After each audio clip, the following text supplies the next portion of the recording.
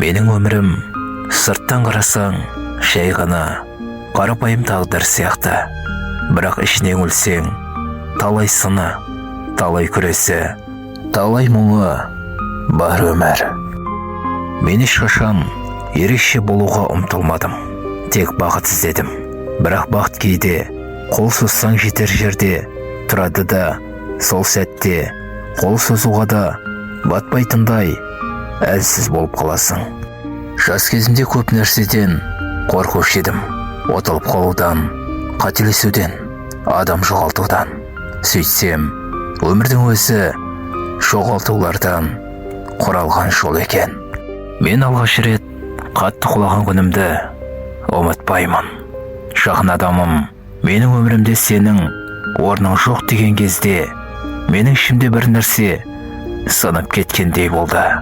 Сол кезде түсіндім, өмір сәнді сөздерге емес, адамның жүрекке қанша жақын тұрғанына байланысады екен. Мені шайқаған күндер де болды. Тізе қалтырап, көз жас тоқтамай, мен біттім деп ойлайтын күндер. Бірақ мен сонда да сынбай, ертеңіне тұрған күндерім болды. Себебі ішімде әлсіз де болса бір жылт еткен жарық көрінді. Бәрібір өмір сүру керек. Өмір маған көп нәрсе үйретті. Адамға жүрегінен артық байлық жоқ екенін үйретті.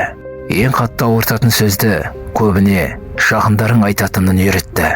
Адамнан наразы болып кетудің де, ренжіп кетудің де бір сәтте болатынын үйретті. Ал кей адамдарды ұмытқан дұрыс екенін, өйткені кей жүректер сенің жаныңа сыймайтынын көрсетті. Бірақ мен күттім. Жылумен жауап беретін адамдарды күттім.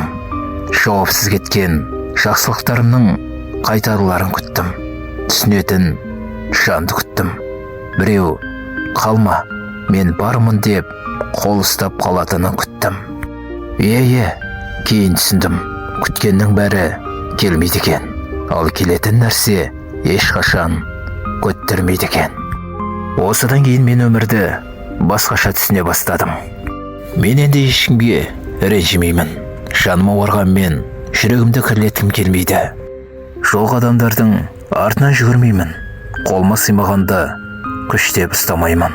Өйткені өмірдің ең ауыр жүгі ұстаған келмейтінді ұстап жүру екен. Қазір мен түсіндім. Өмір маған қиын болсын деп берілген жоқ. Мен өссін деп берілді. Мен қателессін деп берілді. Мен түсінсін деп берілді. Мен осындаймын. Жарасы бар, жылы жүрегі бар, үнсіз күресі бар. Бірақ қайталанбайтын бір адамның тағдыры.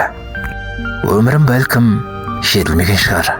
Бірақ мен жүріп келе жатқан жол менің жалғыз, менің дара, менің нағыз тағдырым.